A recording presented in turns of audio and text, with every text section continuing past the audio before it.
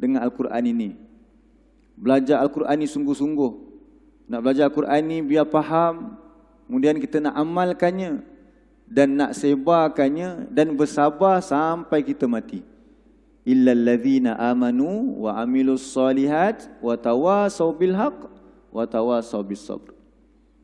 Jadi kalau kita tak ada Al-Quran ini, kita takkan dapat pembeza.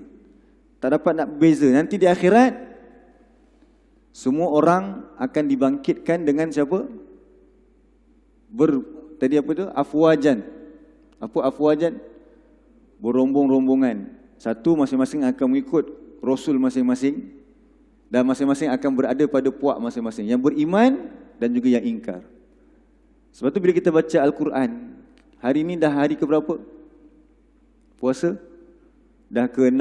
Mungkin ada sebahagian, mungkin. Ada orang mungkin dah lebih dah. Mungkin ada orang besok dah nak khatam dah, mungkin. Itu rezeki dia. Ada orang mungkin hari ini dia dah nak masuk juzuk 6.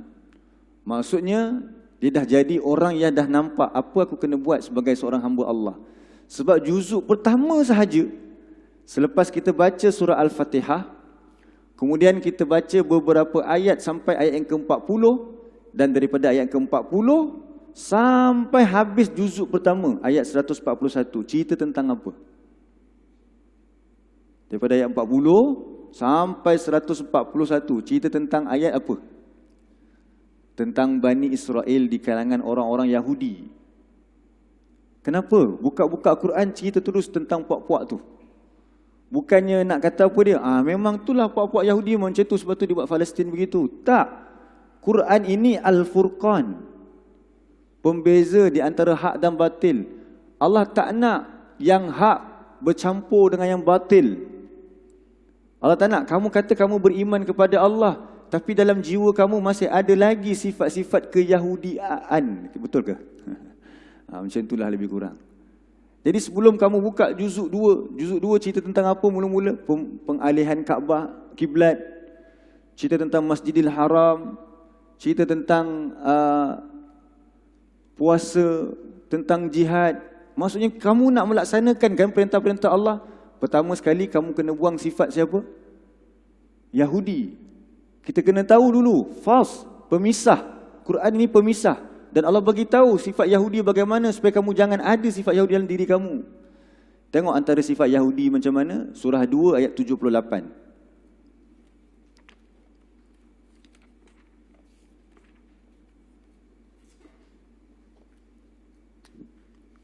Surah 2 ayat 78.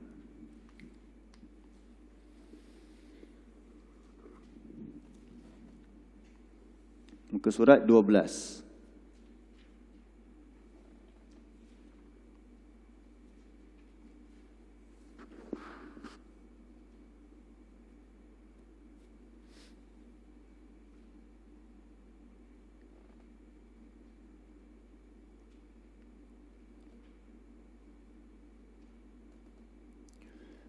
Muka surat 12. A'udzubillahi minasyaitonirrajim. وَمِنْهُمْ أُمِّيُّونَ لَا يَعْلَمُونَ الْكِتَابَ إِلَّا أَمَانِيَّ وَإِنْ هُمْ إِلَّا يَظُنُّونَ.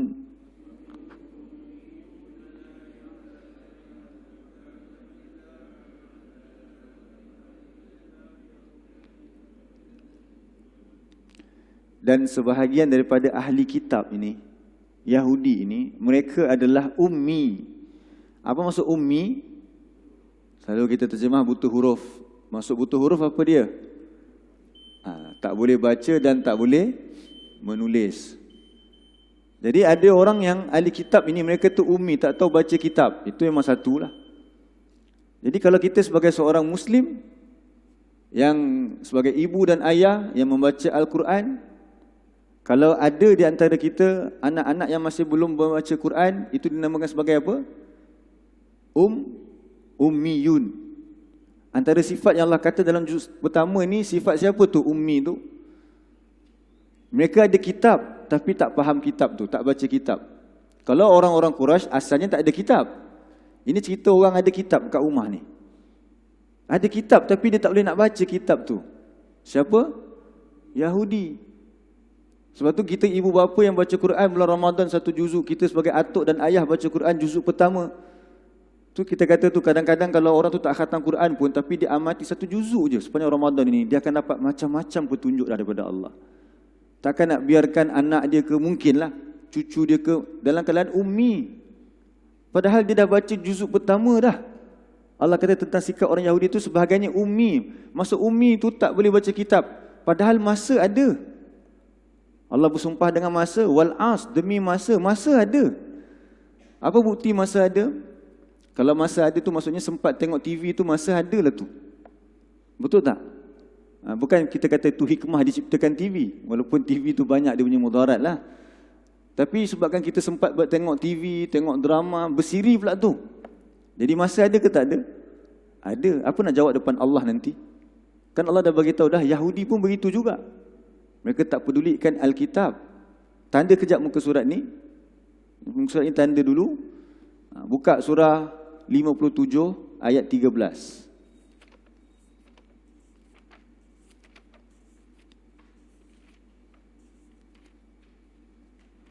Ni kita cerita ni bukan menyahudikan orang pula tuan-tuan, jangan salah faham pula. Oh ustaz, kalau tak baca Quran tu Yahudi ke? Tak, kita kata apa dia? Kita tak nak jadi ada sifat seperti orang Yahudi. Jadi kalau kita tahu ada anak-anak kita tak boleh baca Quran, apa tindakan kita? Kan ada tindakan tu namanya tadabbur. Tengok apa sebab jadi manusia ni dia keras hati, dia tak mau tengok Quran, baca Quran. Kalau memang Allah uji dia slow, lambat, yang itu dia dapat bonus lah. Ini cerita tentang apa? Orang yang ada masa ni. Tengok Allah kata, ayat 16 ayat 16, bukan ayat 13, ayat 16. 57, 16.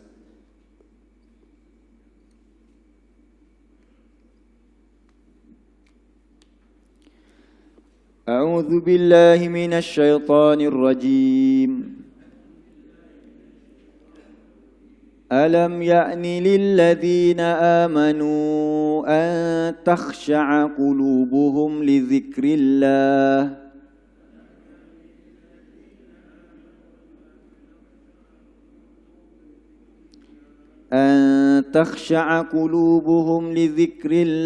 wa ma nazala minal haqq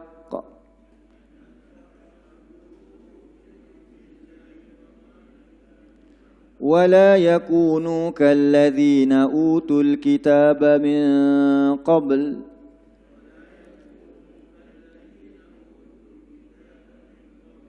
فطال عليهم الأمد فقست قلوبهم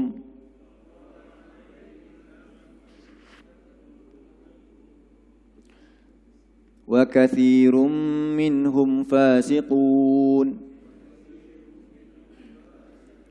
Bayangkan kalau kita baca lagi seluruh surah Al-Baqarah juzuk 1 tu, macam-macam tentang orang Yahudi. Jadi Allah kata dekat ayat ni, Allah bagi peringatan, jangan jadi seperti mereka. Jadi antara ayat yang kita pilih tadi iaitu orang yang ummi. Antara pernah berlaku pada ahli kitab terdahulu ialah mereka tu ummi terhadap kitab mereka. Allah kata apa? Wahai orang-orang yang beriman, belum tibakah masanya lagi hati kamu itu serius kepada Al-Quran? Takhsha'a qulubuhum tu kita terjemah sebagai serius terhadap Quran, sungguh-sungguh terhadap Al-Quran.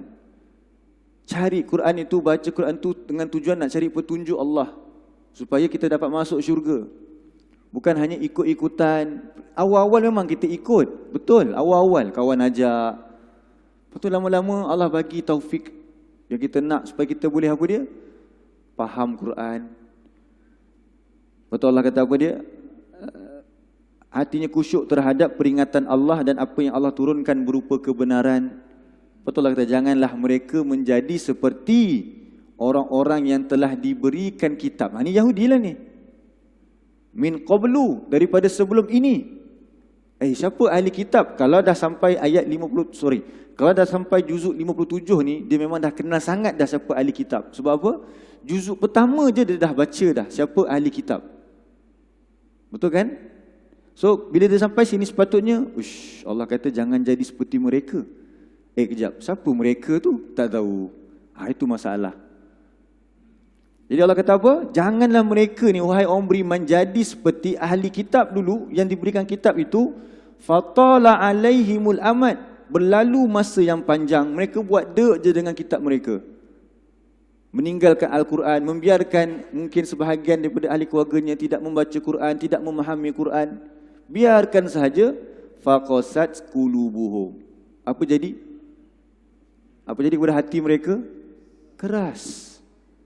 Hati keras ni bagaimana dia nak menangisi dosa-dosa dia. Sebab tu kadang-kadang bila kita takut apa dia, bila masuk bulan Ramadan kita tak nampak lagi dosa-dosa yang kita lakukan sepanjang sebelum Ramadan. Antara dosa yang paling utama yang kita lakukan ialah meninggalkan Al-Quran ini. Maksud meninggalkan Al-Quran ni apa dia? Tidak menjadikan dia sebagai tujuan bacaan, sebagai cari petunjuk. Tapi kalau kitab lain kita sungguh-sungguh tengok report card anak-anak, macam mana skor dia. Tapi dia dapat result macam mana untuk Quran, tak ada siapa pun nilai. Jadi jadilah keadaan kita seperti siapa? Yahudi. Sedangkan dalam Quran betul-betul ada pemisah. Jangan jadi seperti ini, kata Allah. Jangan jadi seperti mereka. Dan kesan dia sangat buruk bila berlalu masa yang panjang, hati menjadi apa? Keras. Jadi antara bentuk jadi hati keras ni, dia susah nak dapat petunjuk Allah lagi. Na'udzubillah. Tapi dia menyangka-nyangka sahaja. Buka balik ayat 78 tadi. Ayat 78. Yang kita tanda tadi, buka balik.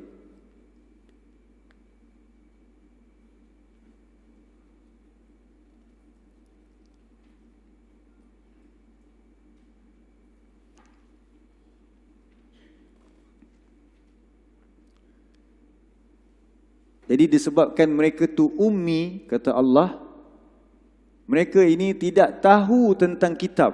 Sepatutnya mereka tahu kitab ini sebagai, tengok balik ayat 78 kan? Muka surat 12 tadi. Surah 2 ayat 78. Tengok kesan, apa kesan jadi ummi? Iaitu mereka tidak tahu tentang Alkitab, melainkan amani. Apa maksud amani? Angan-angan sahaja. Wa inhum illa yadhunnun. Dan tidak lain mereka hanya menduga-duga. Maksudnya mereka lihat Quran, mereka lihat kitab, tapi dalam keadaan angan-angan dan duga-duga. Macam mana tu? Sekali lagi kita kata, sepatutnya Quran ini kitab apa? Petunjuk. Tapi dia hanya harapkan kitab ini kitab-kitab miracle, magic. Kan? Kalau orang Melayu kita dah sentuh dah sebelum ni, dah selalu juga. Kalau nak laris perniagaan tu, apa ayat yang dia akan tampal kat dinding dia tu? Ayat 1000 dinar. Kena tukar dah 1000 dinar, kena 1 juta dinar pula sekarang. Dalam keadaan macam mana? Bukanlah masalah besar sangat nak tampal tak tampal tu. Tapi kena ingat Quran ni turun, bahkan kitab Taurat ni pun turun. Sebagai apa? Sebagai huda. Okey, sekejap, patah balik sikit. Muka surat ni pun tanda. Kenapa kita cerita ni? Nak cerita tentang Quran ni pemisah. Nak bagi tahu supaya jangan jadi seperti Yahudi. Ayat yang ke surah Al-Baqarah juga, juzuk 1 lagi. Ayat yang ke-53. Ayat 53. Surah Al-Baqarah.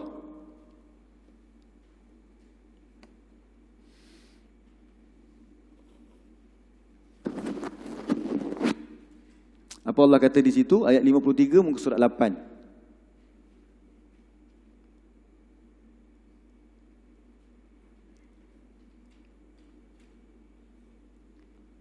Wa idh atayna Musal kitaba wal furqan la'allakum tahtadun. Apa terjemahan ayat ni? Dan ingatlah tak kala kami kurniakan Musa akan Alkitab dan Furqan. Bukankah itu juga Quran sifatnya? Quran pun zalikal kitab, Quran juga Al-Furqan. Betul Allah kata apa? Untuk kaum Bani Israel ini, kitab yang Allah berikan ini, la'allakum tahtadun. Mereka bila dapat kitab ni supaya mereka mendapat petunjuk. Tapi yang tadi jadi apa dia? Bukan dapat petunjuk, tapi mereka menduga-duga. Jadi macam mana ibrah kita kena ambil? Jangan jadi seperti Yahudi yang hanya menduga-duga. Duga-duga tu apa dia? Dia sangka lain seperti apa yang Allah tetapkan. Orang baca Quran nak cari petunjuk, nak pergi tengok apa Allah suruh untuk dalam kita laksanakan. Dia dengar orang kata kalau baca ayat ni ulang-ulang kali nanti dapat rezeki. Dia dengar orang kata. Apa dia? Lalu ditampallah ayat 1000 dinar. Sedangkan permulaan, kepala, pangkal ayat 1000 dinar tu bermula dengan apa? Wa may yattaqillah. Apa maksud wa may yattaqillah? Barang siapa yang bertakwa kepada Allah. Bukannya sekadar baca-baca sahaja, bertakwa. Kita dah bincang dah 3 minggu lepas, takwa. Jadikan Al-Quran sebagai petunjuk. Baru Allah bagi dia makhraja, jalan keluar. Baru Allah yarzukhu min haitsu la yahtasib. Baru Allah rezekikan dia dari arah tak disangka-sangka. Tapi jadi sekarang dia buat apa? Dia hanya dengan sangkaan, dia tampal, dia dapat rezeki. Itu sangka-sangka dan duga-duga tak? Sedangkan yang Allah suruh bertakwa. Itu petunjuk dia, kena bertakwa. Tapi sebab kita tidak mahu nak memahaminya, maka kita hanya menduga-duga. Jadi sifat Yahudi itu, na'udzubillah, masih ada lagi tak dalam jiwa kita? Kita bila sampai musim Ramadan nanti tahun lepas, ingat lagi tak, Syawal tahun lepas, semua hantar dekat Facebook force tentera Israel tu dalam Facebook. Koyak lah apa dalam satu Malaysia semua. Saya ingat raya tahun lepas tak ada kerja. Kenapa tak ada kerja? Sebab tak boleh balik kampung kan. Main Facebook. Semua orang attack apa nama force dia tu, saya lupa dia punya Israel punya itulah. Kan. So hantar marah Yahudi. Yalah memang itu sikap kita, sayangkan kepada bangsa kita di Palestin. Tapi jangan lupa mereka ialah golongan yang telah menjadikan kitab ini hanya sebagai angan-angan dan duga-duga. Janganlah kita pula ambil tempat mereka, tak memahami kitabnya. Sedangkan tiap-tiap Ramadan juzuk pertama ni confirm bacalah. Kalau masjid-masjid ni lebih kurang, kalau yang buat 20 rakaat tu mungkin kalau 2 ayat dah sampai dah. Juzuk pertama kita kan. Tapi sebabkan dia berlalu begitu je, jadi dia tak jadi fast. Apa fast tadi? Pemisah. Nanti di akhirat, na'udzubillah, tahu-tahu kita tak berada bersama dengan golongan beriman. Kenapa? Oh, sebab dekat dunia dulu kita tak memahami apa maksud fas, pemisah tu. Jadi orang beriman dengan orang ingkar ni hidupnya tidak sama. Kan dalam surah Al-Baqarah, surah Sajadah kita dah baca dulu. Buka balik sebagai ulang kaji dia, surah 32. Kan Allah tanya kita, sama ke orang beriman dengan orang yang ingkar kepada Allah? Surah 32 ayat yang ke-18.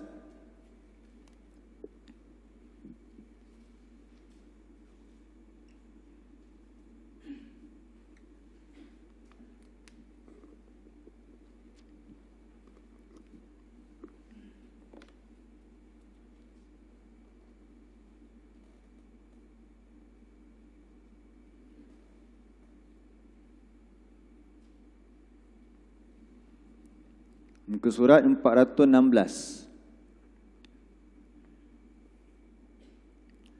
Apa Allah kata? Afaman kana mu'minan kaman kana fasiqan? Apa soalan tu? Apakah sama orang yang beriman seperti orang yang fasik? Masa kita tadabbur ayat ni, kita bagi 3 keadaan. Apakah sama ni ketika mereka hidup? Kehidupan orang yang beriman dengan orang yang fasik, apakah sama? Tanda sekejap lagi. Buka balik surah 57 tadi. Minta maaf, buka balik 57. Yang ini tanda. Buka balik 57 ayat yang ke-16 tadi tu. Di hujung ayat tu Allah cerita tentang ahli kitab. Tentang apa? Allah kata ujung sekali 57:16 tu yang kita baca tadi. Allah kata janganlah jadi seperti mereka, berlalu masa yang panjang, umur ada, waktu ada, time tengok televisyen kita ada, tetapi kita tidak boleh nak membaca Quran, mempelajari Al-Quran, nak memahami Al-Quran. Jadi Allah kata di hujung tu wa katsirun minhum, apa dia? Tak jumpa lagi. Ayat 16, 57 ayat 16. Wa katsirum minhum fasiqun. Kenapa jadi fasik? Sebab mengabaikan kitab. Jadi dalam surah 32 tadi, buka surah 32 tadi, Allah tanya apa? Apakah sama orang yang beriman dengan orang yang fasik? Kan? Itu bukan pemisah tu. Itu bukan Allah tanya kepada kita, sekarang ni kamu dah tahu belum pemisah di antara orang beriman dengan fasik? Sedangkan pagi tadi, jazakallah khairah, Imam baca lagi sajadah, mengingatkan kepada kita. Tanya lagi soalan tiap-tiap minggu. Afaman kana mu'minan kaman kana fasiqan? Apakah sama orang yang beriman dan orang fasik? Sama apa? Kehidupannya. Orang fasik tadi Yahudi macam mana? Dia buat tak tahu dengan kitab dia. Tengok-tengok kita pun masih lagi buat tak tahu dengan kitab. Masa ada, tapi tetap begitu sahaja dengan kitab. Jadi tak nampak lagi ke perbezaan dia. Sedangkan Quran ini qaulun fas. Dan nanti kalau kamu dah nampak ni di akhirat, nanti kamu akan dipisahkan daripada mereka. Bukan sahaja kehidupan yang kita bincangkan hari itu, kematian pun berbeza. Kematian orang beriman bagaimana pun berbeza. Bagaimana cara malaikat menyambut nyawa orang yang beriman dengan merentap nyawa orang yang fasik, yang ingkar, tak sama. Diherdik, dipukul, dikafankan dengan kain yang busuk. Manakala orang yang beriman pula dilayan dengan sangat baik. Dibawa sampai langit yang paling atas. Cuma Allah kata simpan dulu dia dekat dunia, belum berlaku hari kebangkitan. Maksudnya atas lagi nak masuk syurga lah. Tak boleh, belum lagi berlaku hari kebangkitan. Nanti berlaku hari kebangkitan, Allah akan bentangkan amalan dia supaya dia rasa gembira melihat amalan dia, baru masuk syurga. Kalau ikutkan terus masuk syurga je lah kan, dah confirm beriman. Bukan Allah tak tahu. Allah tahu tak kita dah berlakukan amal soleh? Tapi kenapa berlaku juga hari kebangkitan, nak kena hisab, nak kena adil dulu, kenapa? Orang ingkar yang melakukan kemungkaran, na'uzubillah. Bukankah Allah tak tahu? Bukankah Allah dah tahu? Kenapa berlaku juga? Kenapa kena hantam